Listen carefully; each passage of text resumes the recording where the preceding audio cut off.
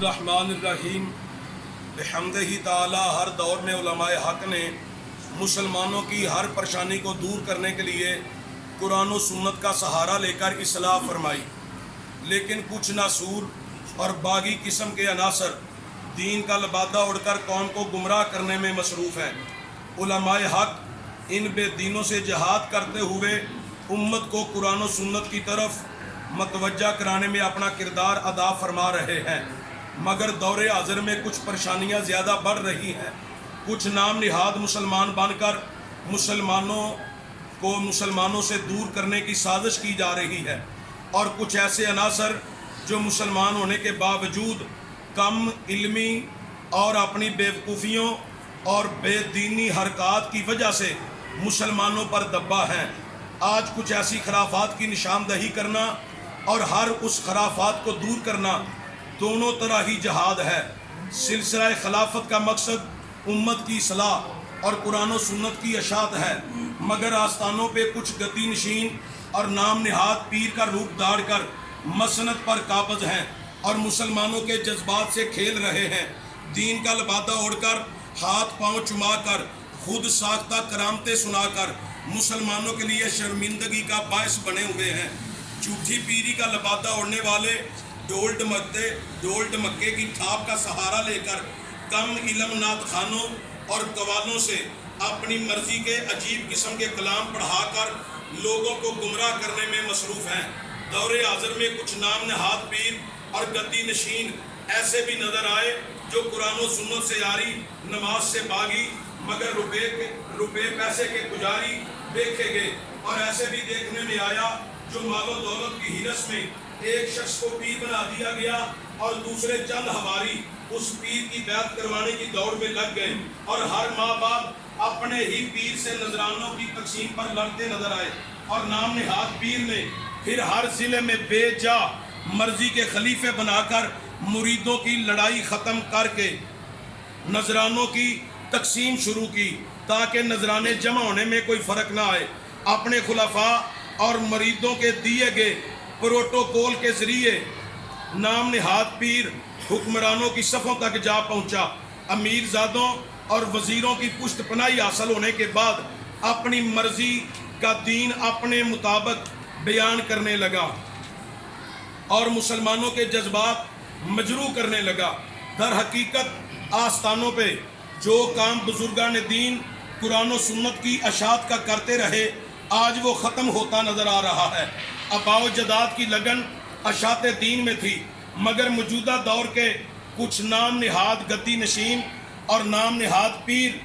अशात और तमीर मकान, कोठी, बंगले, गाड़ियाँ, जायदाद बनाने में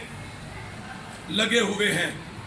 मगर जिन आस्थानों पर आज भी खिदमत दीन का और कुरान और सुन्नत की अशात का जज्बा मौजूद है, उन तमाम आस्थानों के मशाइख उज़्ज़ाम को सलाम अकीदत पेश करते हैं। आज उन्हीं मशाइख की बदौलत बर्रे सगीर में इस्लाम की बहारें और इश्क़ मुस्तफ़ा सल्लल्लाहु अलैहि वसल्लम की शम्मा रोशन है।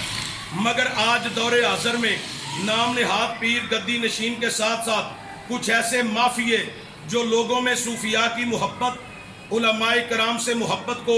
नफ़रत में बदलने पर कोई कसर नहीं छोड़ते और जाहिल किस्म के लोगों को पीर बनाकर कौम के सामने पेश कर रहे हैं, जिसकी वजह से मुसलमानों का वक़ार मजरू हो रहा है। इसके साथ साथ महफ़िल नात जो इस वक्त अरूज पर है, जिससे कौम के जहनों में यही डाला जा रहा है बस मुसलमानी एक दो महफ़िल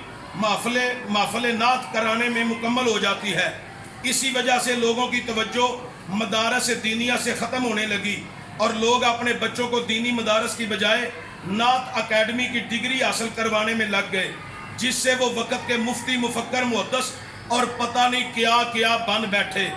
नात खां हमारे लिए बाइस फ़ख्र हैं जो इश्क़ व मोहब्बत में मुसलमानों के इज्तिमा में सोज़ो गुदाज की सूरत में अपनी आवाज़ों की चाशनी में सरूर पैदा करते हैं, मगर कुछ कम इलम और बेवकूफ़ियों की वजह से बैंड बाजा, दफ और ढोल की सूरत में महफ़िल नात में स्टेज और मिंबर रसूल का तकद्दस पमाल कर रहे हैं। बानियाने महफ़िल अकायद व नज़रियात से दूर, नमाज से यारी, کثرت کے ساتھ سنت سے باغی دکھائی دیتے ہیں۔ اپنی شان و شوکت کے لشکاری یہی سمجھتے ہیں ہم نے سال میں ایک محفل نعت کرا کے مسلمان ہونے کا اور جنت کا ٹکٹ حاصل کر لیا ہے۔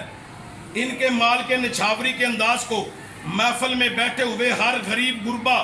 یتیم اور بے کس مجبور طلباء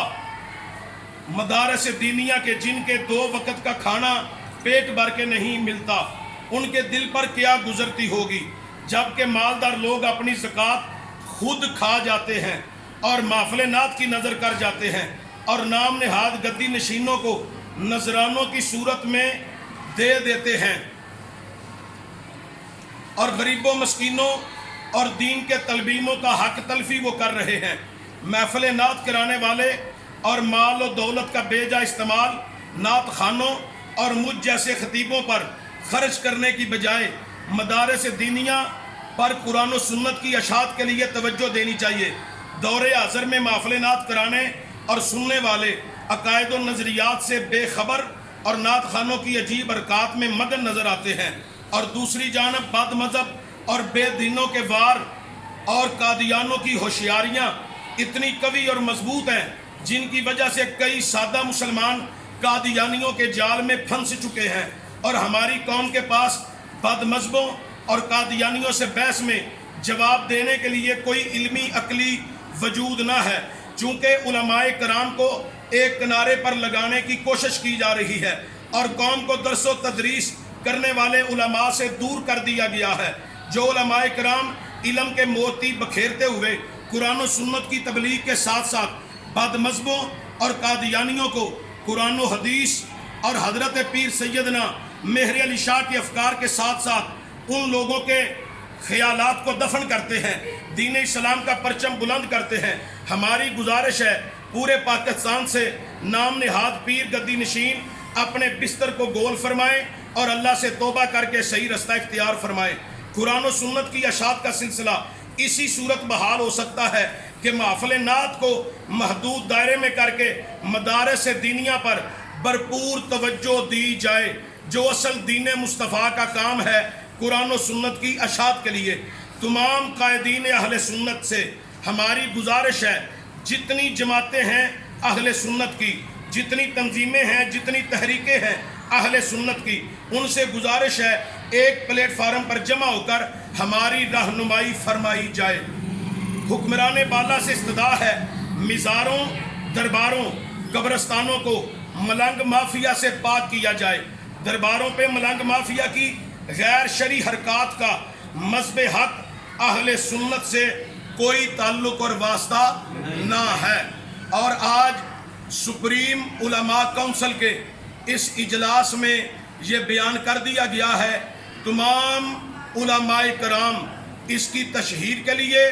آگے اس کو بیان بھی فرمائیں اور لوگوں تک یہ پیغام بھی پہنچائیں تاکہ جو نام نہاد گدی نشینوں کا پروگرام ہے ان کو جلد از جلد نیست و نابود فرمایا جائے۔ محفل نعت ضرور کریں، ضرور سنیں، ضرور سنائیں، لیکن محدود اصل جو کام ہے دین مصطفیٰ کی اشاعت کا وہ قرآن و سنت ہے، اس کے اوپر توجہ فرمائی جائے۔ السلام علیکم۔